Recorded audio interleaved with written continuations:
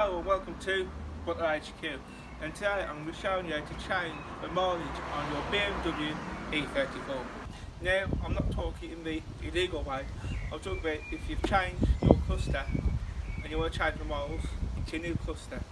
That's what I'm talking about, and how to do that. So, let's do it.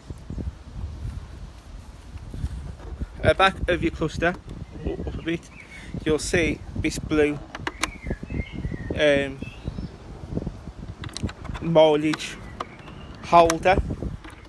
If you've never had the cluster off before, nobody's ever had it off before, there'll be a little case over here that you have to crack, and you pull that out and you put that into your new cluster like that, and that's how you change the mileage from one cluster to another on your BMW E34.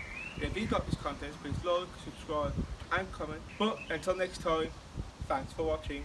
Bye bye.